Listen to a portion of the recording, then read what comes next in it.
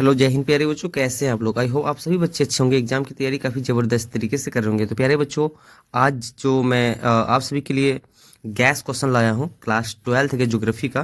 तो सारे question exam oriented है और मैं आपसे झूठा वादा नहीं करूंगा कि सारे के सारे एग्जाम में यहीं से रहेंगे। तो बहुत सारे ऐसे क्वेश्चन है जो एग्जाम ओरिएंटेड है और आपको डायरेक्ट देखने को मिलेंगे। ये मेरा लास्ट और गैस क्वेश्चन है, आखिरी।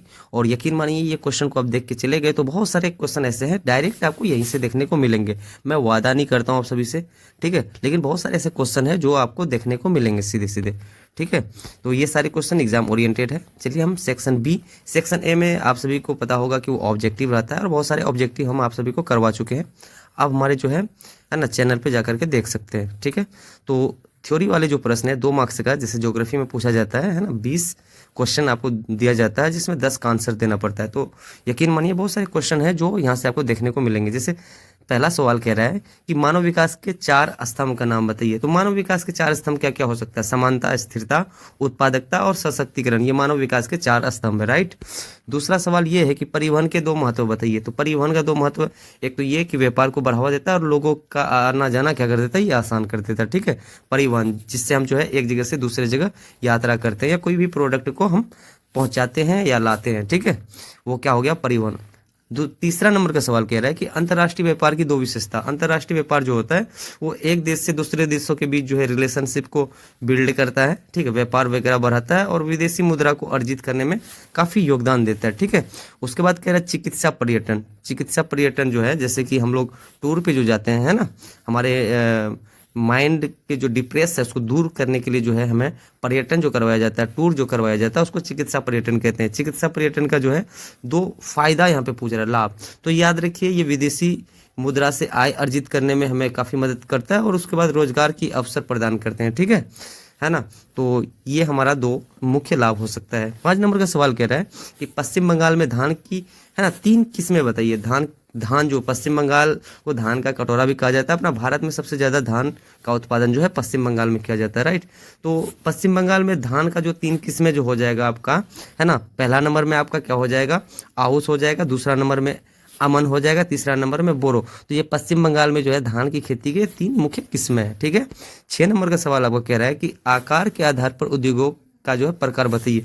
तो आकार, मुख्य जो आकार होता है, आकार के आधार पे जो उद्योग जो होता है वो कुटीर उद्योग हो गया आपका, क्या हो गया, कुटीर उद्योग, लघु उद्योग, है ना, और वृहद बड़े पैमाने के जो उद्योग होते हैं, ये मुख्य उद्योग होता है जो आकार के आधार पे होता है, ठीक है। कुटीर, लघु, मध्यम और बड़े उद्योग जो होता है, ये मुख्य जो है आपका 3-4 प्रकार के उद्योग होते हैं, मुख्य मुख्य 4 प्रकार के, ठीक है। और एनसीईआरटी में शायद आपका 3 प्रकार दिया होगा, ठीक है। एनसीईआरटी को आप मान सकते हैं, अगर ऑप्शन में ऑब्जेक्टिव में पूछा जाए तो ठीक है, नहीं तो थ्योरी में आप जो है लिख सकते हैं। एक कुटीर उद्योग लिख सकते हैं, दूसरा लघु, तीसरा मध्यम और चौथा बड़े पैमाने यानी वृहद, जो बड़े पैमाने के जो उद्योग होते हैं वो, ठीक है, निजी कंपनियां सब जो होते हैं आकार के आधार पर। 7 नंबर का आपका सवाल ये है, ये सारे क्वेश्चन गैस क्वेश्चन है और प्यारे बच्चों याद रखिए एग्जाम में आपको बहुत सारे क्वेश्चन ऐसे देखने को मिलेंगे, ठीक है। सेवा क्षेत्र का 2 उदाहरण पूछ रहा है, तो सेवा क्षेत्र का 2 उदाहरण क्या क्या दीजिएगा आप? सेवा क्षेत्र में, जैसे सेवा में क्या होता है कि आपको प्रोडक्ट नहीं दिया जाता है, सर्विस देता है, आपको सर्विस प्रदान करता है। जैसे बैंकिंग भी सेवा क्षेत्र में आ जाता है ना। तो सेवा क्षेत्र में आप क्या, हेल्थ दे दीजिएगा, एजुकेशन यानी शिक्षा और स्वास्थ्य, ये आपका क्या हो जाएगा सेवा क्षेत्र में। बैंकिंग वगैरह सब भी है ना, बीमा, ये सब के सब जो है आपका, पर्यटन और परिवहन, ये सब के सब आपका सेवा क्षेत्र में आ जाएगा। कह रहा है कोल खोज क्या है, कोल खोज। कोल खोज का मतलब होता है कोयले की खोज, ठीक है। उत्खनन जो होता है, जो हम लोग जो क्या करते हैं, जा करके जो खनन करते हैं, है ना, कोयले की जो खोज करते हैं उनको ही कोल खोज कहते हैं, ठीक है। कोयला का खोज को कोल खोज कहा जाता है, याद रखिए, ठीक है। 9 नंबर का सवाल कह रहा है आपका मानव विकास का अर्थ लिखिए। तो मानव विकास का मतलब क्या होता है प्यारे बच्चों? मानव विकास का मतलब होता है लोगों के जो जीवन स्तर होता है उसमें सुधार करना ही, है ना, मानव का विकास करना है, ठीक है। जीवन स्तर को सुधारना, चाहे शिक्षा हो, स्वास्थ्य हो, है ना, इन सारे आय वगैरह इस सब स्थिति को सुधारना मानव विकास कहलाता है, ठीक है। जो आय में उच्च स्तर वृद्धि होना चाहिए, शिक्षा स्वास्थ्य में बेहतर, है ना, सुविधाएं प्रोवाइड करना चाहिए, ये मानव विकास हो जाएगा, ठीक है। और इसी स्थिति में भारत का क्या मानव विकास है वो आप सभी को पता है, ठीक है, उसमें खासतौर बिहार का। सड़क परिवहन का 2 लाभ। सड़क परिवहन जो है ना, सड़क परिवहन का क्या 2 लाभ हो सकता है? सड़क परिवहन एक रास्ता हमें प्रोवाइड करता है, ठीक है, क्या करता है, रास्ता प्रोवाइड। दूसरा घर घर सेवा प्रदान करता है, ठीक है। तो ये सड़क परिवहन का क्या है, ये मुख्य प्रॉफिट है, लाभ है। 11 नंबर का सवाल कह रहा है प्यारे बच्चों, WTO क्या है? WTO, तो WTO एक प्रकार का क्या है? ये विश्व व्यापार का संगठन है, जिसको हम फुल फॉर्म इसका क्या कह सकते हैं, वर्ल्ड ट्रेड ऑर्गेनाइजेशन, ठीक है। और ये विश्व स्तर पर जो है क्या करता है, व्यापार में एक देश दूसरे देशों का जो है सपोर्ट करता है, रिलेशनशिप बिल्ड करता है, और विश्व स्तर पर जो है व्यापार वगैरह करता है, ठीक है, जिसको हम लोग WTO शॉर्टकट में कहते हैं, वर्ल्ड ट्रेड ऑर्गेनाइजेशन को, राइट। और ग्रीन गोल्ड किसको कहा जाता है? ग्रीन गोल्ड याद रखिए, बांस जो है, हम लोग जो बांस उगाते हैं, है ना, बांस को ग्रीन गोल्ड कहा जाता है। और मुख्य तौर पे जो है अपना बिहार में बहुत ज़्यादा पाया जाता है, बम्बू जिसको बोलते हैं, और बहुत सारे संसाधनों में, रिसोर्सेस में ये काम आते हैं ग्रीन गोल्ड, ठीक है। और 13 नंबर का सवाल है कि भारत में पहला रेडियो प्रसारण किस वर्ष हुआ था?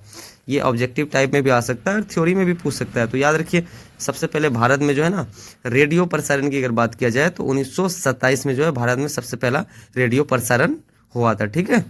उसके बाद 14 नंबर का सवाल ये कह रहा है प्यारे बच्चों, परिवहन जाल से आप क्या समझते हैं? परिवहन जाल, ठीक है, परिवहन का मतलब जो ट्रांसपोर्ट होता है ना, एक जगह से दूसरे जगह को जो जोड़ता है, आने जाने के लिए साधन व्यवस्था को जो जोड़ता है, उसको हम परिवहन जाल कहते हैं, ठीक है। परिवहन जाल में आपका सड़क आ जाएगा, रेल आ जाएगा, है ना, जलमार्ग आ जाएगा, ये सब नेटवर्क एक जगह से दूसरे जगह को जोड़ता है।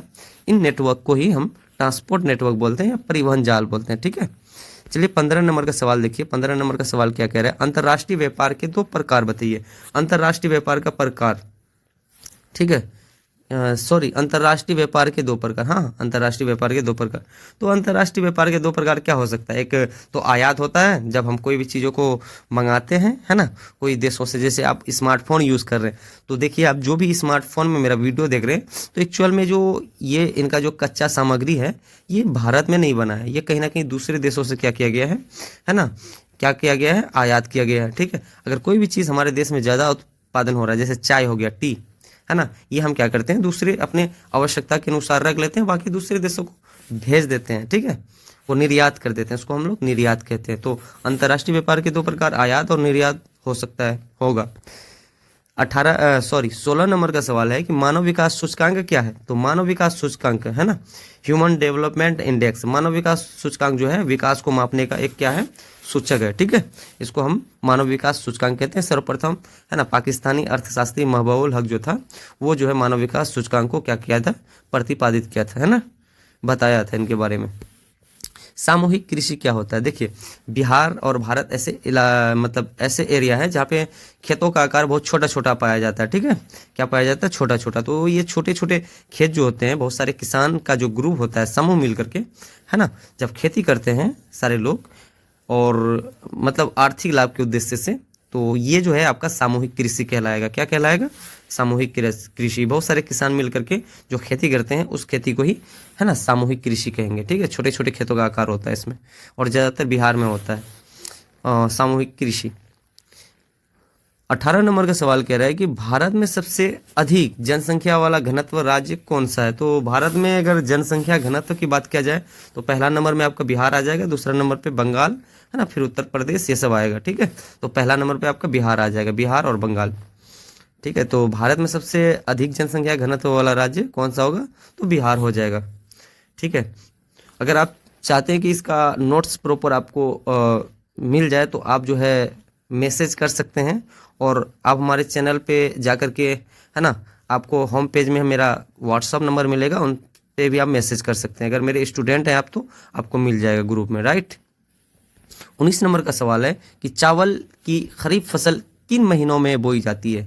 जो चावल होता है ना, ये इनकी खरीफ फसलें, चावल जो है रबी में भी आता है, खरीफ में भी आता है, याद रखिए, जिसको हम लोग गर्मा धान बोलते हैं, ठीक है। और बाकी जो धान होता है ना, वो अगहनी धान वगैरह सब, ये आपका जो है खरीफ फसल में आ जाएगा, ठीक है। तो चावल की खरीफ फसल की अगर बात किया जाए तो याद रखिए, जून जुलाई में क्या की जाती है, बोई यानी रोपी जाती है, ठीक है।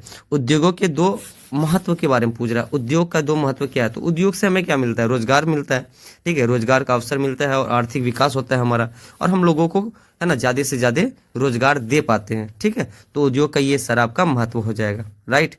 21 नंबर का सवाल कह रहा है कि मानव विकास के किसी 2 सूचकांक के नाम लिखिए। मानव विकास की अगर बात किया जाए तो मानव विकास के 2 सूचकांक क्या क्या हो जाएगा? इनकम हो जाएगा, एजुकेशन हो जाएगा, है ना, यानी आय और शिक्षा, क्या हो जाएगा प्यारे बच्चों, आय और शिक्षा हो जाएगा। परिवहन के दो साधन के बारे में पूछ रहे हैं कि परिवहन के दो साधन बताइए, है ना। तो परिवहन के दो साधन क्या क्या हो सकते हैं आपका, सड़क हो सकते हैं, रेल हो सकते हैं, जलमार्ग हो सकते हैं, राइट। और बहुत सारे साधन हो सकते हैं, लेकिन दो ही साधन के बारे में पूछ रहे हैं। सेवा क्षेत्र का अर्थ क्या होता है, तो याद रखिए सेवा क्षेत्र का मतलब होता है सेवाएं प्रदान करना। क्या, जैसे हम आपको एजुकेशन दे रहे हैं तो ये भी एक प्रकार का सेवा हो गया, जिसमें हम प्रोडक्ट ना दे करके एक प्रकार का सर्विस दें। बैंक में जो आप जो अकाउंट खुलवाते हैं वो भी एक प्रकार का आपका, है ना, सर्विस प्रोवाइड करवाता है, राइट। चलिए 24 नंबर का सवाल देखते हैं। 24 नंबर में क्या कह रहे हैं, कह रहा है कि चिकित्सा पर्यटन का भारत में एक महत्व लिखिए। यानी चिकित्सा पर्यटन में जो है भारत का क्या महत्व है। देखिए ये भारत जो है ना चिकित्सा पर्यटन के मामले में ये वैश्विक स्तर पर अपना भारत जो है पहचान करा चुका है और कराता है, क्योंकि भारत जो है टूर के मामले में काफ़ी जो है आगे है। जैसे मान लीजिए आपका कश्मीर हो गया, है ना, कश्मीर के साथ साथ जो है बहुत सारे ऐसे एरिया है ना, जहाँ पे लोग घूमने के लिए आते हैं, ठीक है, क्या करते हैं, घूमने के लिए आते हैं। वो भारत का जो है टूर जो करता है, ठीक है, तो ये जो है भारत के चिकित्सा पर्यटन में आएंगे। किस में आएंगे, चिकित्सा पर्यटन में, राइट।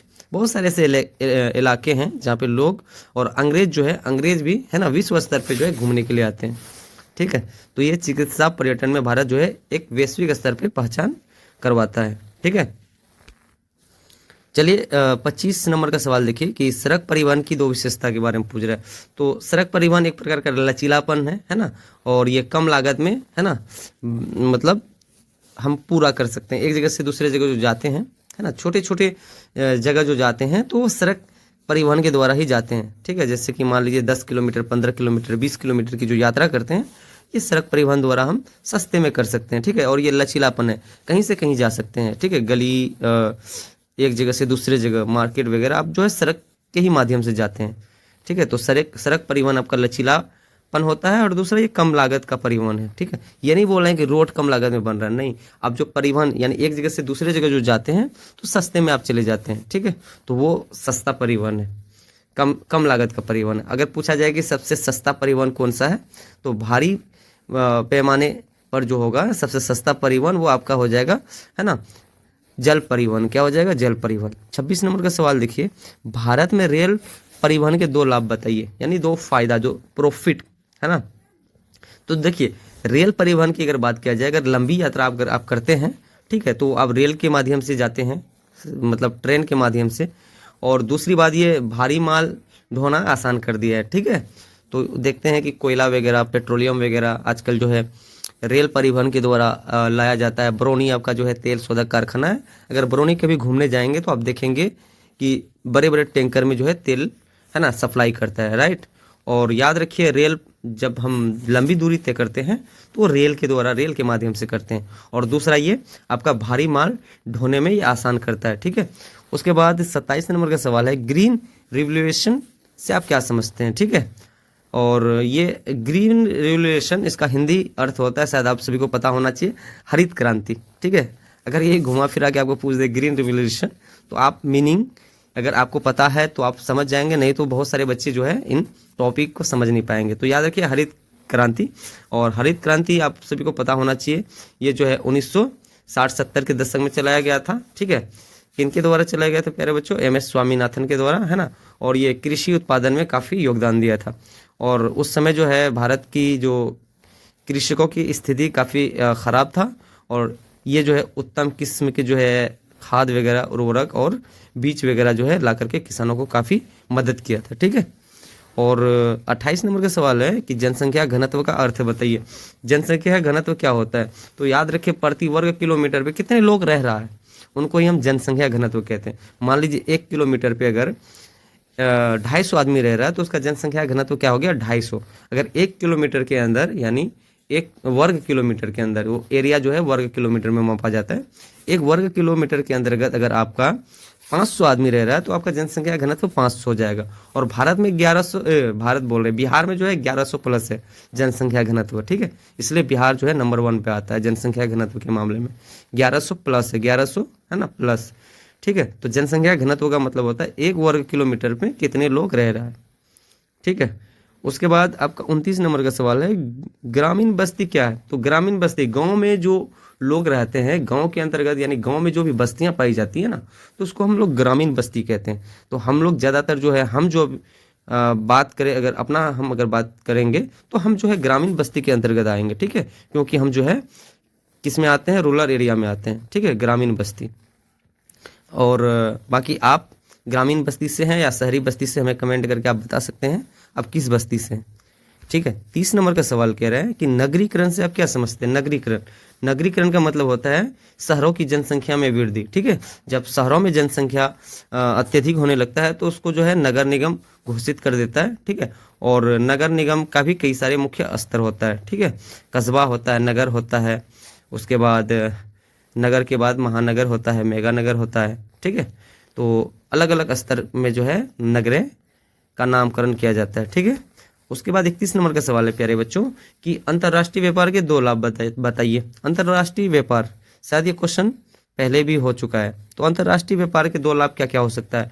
ये अंतर्राष्ट्रीय व्यापार जो है हमें, है ना, बाजार का जो है सही जानकारी देता है, सही मूल्य प्रदान करता है। दूसरा जो है ये विदेशी मुद्रा में जो है सपोर्ट करता है, ठीक है। जैसे डॉलर वगैरह, डॉलर का रेट हो गया, है ना, रुपया का रेट हो गया, और उसके आधार पे जो है हमें बाजार का जो है विस्तार करवाता है और बाजार की सही जानकारी देता है। किसके माध्यम से? अंतर्राष्ट्रीय बाजार के माध्यम से, राइट।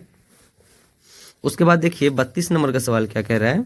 32 नंबर का सवाल कह रहा है कि उद्योगों के स्थान चयन के 2 कारक बताइए। उद्योगों का स्थान और चयन, सबसे पहले आप उद्योग कहाँ पे लगाएंगे? आपको कच्चा माल होना चाहिए। जैसे मान लीजिए आप चीनी की फैक्ट्री लगा रहे हैं, तो बहुत सारे, है ना, वहाँ पे ऐसे किसान होना चाहिए जो गन्ना का खेती कर रहा हो और सही समय पे जो है आपको गन्ना मिल जाए, है ना। दूसरा आपका जो है श्रम यानी मजदूर मिलना चाहिए, है ना। तो ये आपका जो है उद्योगों के स्थान को जो है प्रभावित करता है, चयन करने में आपको जो है ना, मदद करता है, ठीक है, भूमिका आपका निभाता है। उसके बाद 33 नंबर का सवाल है, खनिज संसाधन क्या है? खनिज संसाधन, तो याद रखिए पृथ्वी से जो हम प्राप्त करते हैं, पृथ्वी के निचली परत से, है ना, उसको खनिज बोलते हैं। और खनिज से जो भी साधन हमें मिलता है उनको हम खनिज संसाधन बोलते हैं, रिसोर्सेस, राइट, ठीक है। तो 34 नंबर का सवाल देखिए प्यारे बच्चों, सेवा क्षेत्र के 2 लाभ लिखिए। सेवा क्षेत्र, सेवा क्षेत्र के कौन कौन से लाभ हो सकता है? सबसे पहले हमें ये रोजगार देता है। सेवा क्षेत्र हमें क्या देता है प्यारे बच्चों? रोजगार, ठीक है। दूसरा आय में हमें वृद्धि प्रदान करता है। क्या करता है? आय में वृद्धि प्रदान करता है, राइट। उसके बाद 35 नंबर का सवाल देखिए क्या कह रहा है कि पर्यटन उद्योग क्या होता है। देखिए पर्यटन उद्योग का मतलब होता है ना, पर्यटन उद्योग का मतलब क्या होता है? यात्रा करना, यात्रा से जुड़ा, ठीक है, यात्रा से जुड़ा हुआ है। और याद रखिए जब हम कहीं घूमने फिरने जाते हैं, ठीक है, घूमने फिरने जो जाते हैं उनमें जो हम खर्च करते हैं या उनमें जो हम सर्विस देते हैं लोगों को, है ना, उन उद्योग या उन बिजनेस को ही हम पर्यटन उद्योग कहते हैं, ठीक है। जैसे मान लीजिए रज्जू मार्ग आप देखे होंगे, या अगर नहीं देखे होंगे तो रज्जू मार्ग क्या होता है? पहाड़ी इलाके में होता है ना, एक मोटर सिस्टम होता है और उसमें जो है डोर बांध दिया जाता है ऐसे करके, ठीक है। और वहाँ पे जो है आदमी इस प्रकार बैठ जाता है, फिर वो मतलब पहाड़ों का जो है क्या करता है? मजा लेता है, ठीक है, और पहाड़ों को सही से देखता है, ठीक है, उसको रज्जू मार्ग कहते हैं। तो ये रज्जू मार्ग जो है ना, ये भी पर्यटन उद्योग में आएगा। बहुत सारे रेस्टोरेंट वगैरह होता है, वहाँ पे डाल दिया जाता है, जो पर्यटक लोग जो जाता है घूमने फिरने के लिए, वो अपना जो है खाना वगैरह खाता है। तो ये भी एक प्रकार से जो है पर्यटन उद्योग में ही आ जाएगा। जैसे घोड़ा पे सवार करवाना, बहुत सारे ऐसे मतलब व्यक्ति होते हैं जिसके पास बहुत सारे 10 घोड़ा 15 घोड़ा होता है ना, और जब कोई भी व्यक्ति अगर जाते हैं तो पहाड़ी इलाके में उसको घोड़ों से सवारी करवाया जाता है, घोड़ों पे, और घुमाया जाता है। तो ये सब के सब आपका पर्यटन उद्योग में आ जाएगा। और पर्यटन उद्योग का मतलब होता है घुमाना फिराना, ठीक है, यात्रा करवाना, ये सब के सब आपका पर्यटन उद्योग में आ जाएगा। और मिनी ट्रेन भी ऐसे ऐसे होते हैं जो पर्यटन में भूमिकाएं निभाते हैं, ठीक है। मिनी ट्रेन, छोटे ट्रेन, ये ज़्यादातर जो है आपका एमपी में देखने को मिल जाएंगे, है ना। एमपी के साथ साथ जो है आपको बहुत सारे ऐसे वन वाले इलाके हैं, वहाँ पे आपको देखने को मिल जाएंगे, ठीक है, जो टूर में आपको हेल्प करता है। रज्जू मार्ग वगैरह सभी पर्यटन उद्योग में आएगा। सतत विकास का क्या अर्थ होता है? सतत विकास का मतलब होता है प्यारे बच्चों, जैसे हम कोई भी चीज़ों का उपयोग करते हैं, कोई भी रिसोर्सेज का, ठीक है, उनको उपयोग करने के बाद भविष्य के बारे में भी ख्याल में रखना चाहिए, ठीक है, ताकि हमारे जो आने वाले जो भविष्य है ना, वो भी इनका सही से उपयोग कर पाए। जैसे जल है, जल जो है, अगर जल का सही इस्तेमाल नहीं करेंगे तो आने वाले भविष्य में खत्म हो सकता है। तो खुद को इस्तेमाल कीजिए और भविष्य को भी, है ना, देख करके उसका इस्तेमाल कीजिए और उनको वेस्ट मत कीजिए, ठीक है। उन विकास को ही हम सतत विकास कहते हैं। क्या कहते हैं? सतत विकास कहते हैं। उसको बिना नुकसान पहुंचाए उनका सही से विकास करें, ठीक है, उनको ही हम सतत विकास कहेंगे। चलिए 37 नंबर का देखिए। 37 नंबर का सवाल क्या कह रहा है कि मानव विकास के किसी दो स्तंभों का नाम लिखिए। तो मानव विकास का दो जो स्तंभ है, पिलर है, वो समता हो जाएगा, समानता हो जाएगा, है ना। सशक्तिकरण सब भी हो सकता है, लेकिन समता, समानता, सतत पोषणीयता, ये सब के सब आपका जो है मानव विकास के जो है स्तंभ है। उनमें से आप दो चूज करके लिख सकते हैं। भारत में कृषि के दो प्रकार, भारत में जो है कृषि जो होता है वो 3 प्रकार के होते हैं, रबी, खरीफ, जायद। तो 2 प्रकार की अगर बात किया जाए तो 2 प्रकार में आप खरीफ और रबी लिख सकते हैं। क्या लिख सकते हैं? खरीफ और रबी लिख सकते हैं। 39 नंबर का सवाल कह रहा है संचार के 2 आधुनिक साधनों का नाम लिखे। संचार, संचार का मतलब होता है न्यूज फैलाना, मैसेज को एक जगह से दूसरे जगह पहुंचाना। जैसे आप फेसबुक वगैरह में जो देखते हैं, है ना, न्यूज, ये एक प्रकार का संचार का माध्यम है। तो वो संचार, जैसे फेसबुक, यूट्यूब वगैरह जो चलाते हैं, आप किन के माध्यम से चलाते हैं? सबसे पहले आपके पास अगर फ़ोन है, मोबाइल है, और दूसरा उनमें इंटरनेट होना चाहिए, है ना। तो आपका ये दो, आपका सिंपल से संचार के 2 आधुनिक साधन हो सकता है, एक मोबाइल, दूसरा इंटरनेट, राइट। उसके बाद 40 नंबर का सवाल है स्मार्ट सिटी मिशन से आप क्या समझते हैं? तो स्मार्ट सिटी मिशन जो है ये आधुनिक सुविधाजनक शहर का विकास का एक योजना है ना, जिसमें आपका सिटी में हर सुविधा, हर सिस्टम प्रणाली होना चाहिए, है ना। इसका मुख्य उद्देश्य होता है स्वच्छता पर ध्यान देना। स्वच्छता के साथ साथ जो है हमारा सिटी कितना डेवलप कर रहा है, हमारे सिटी में जो है एजुकेशन सिस्टम कैसा है ना, हेल्थ सिस्टम कैसा है, उनके साथ साथ जो है लोगों को जो है क्या क्या प्रोवाइड हो रहा है, क्या क्या सर्विस, उन पे बारीकी से ध्यान देना ही स्मार्ट सिटी मिशन कहलाता है, राइट। आज प्यारे बच्चों वीडियो लंबा हो रहा है थोड़ा, है ना।